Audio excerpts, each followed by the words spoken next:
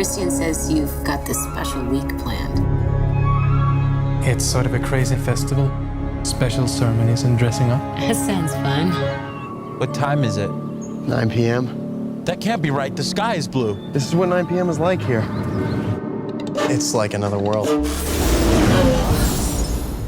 I think there's like this idea of horror movies having to be something very dark, but I mean, like, really awful things can happen any time of day. It's fun in theory to make a film in daylight, and then it's a nightmare in practice. You're chasing the sun all day, which also means that you're chasing continuity. But I know that we were very excited about making a film that was very beautiful and kind of inviting, even as it gets darker and darker. And, you know, whether you're making a film in, you know, utter darkness or, you know, broad daylight, the goal is always to make something beautiful. Don't fall prey to the idea that if you watch this in the daytime, you're going to be absolutely fine once you come out, because you're just going to be confronted with the sunlight that horrified you for 2 hours and 40 minutes. Yeah. We just need to acclimate. I don't want to acclimate, I want to go. Absolutely not. What's happening?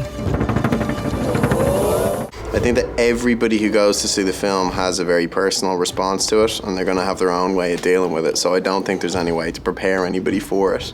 I wouldn't tell my friends anything. I was just... Let them... Just throw them into the pool. There's so much humor in it, and then you come to a certain point when it's just disturbing. It's not funny anymore. I had the unique experience of being speechless when the credits rolled, not saying anything to anyone for 10 minutes, and sitting there in silence with my friends, all of us with our heads in our hands like that.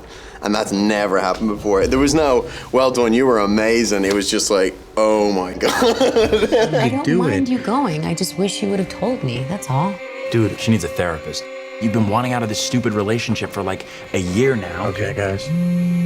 That's not her again. Seriously? Babe, what's happening? Danny.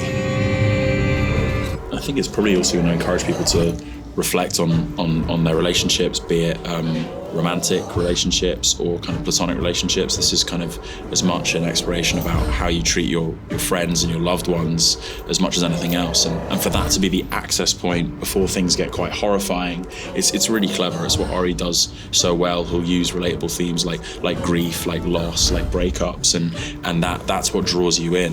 I can say I put a lot of myself into both of the characters, and I've been in both positions. I do call the film a horror movie about codependency, and that's sort of what I was thinking about while I was writing it. But I hope that people will be able to relate to both sides. It's really interesting to see how an audience at the end of the film is polarized in how they feel about, you know, what happens to Christian and Danny. Really, really fascinating. I think the film probably says as much about the audience that watches it as it does about anything else, you know?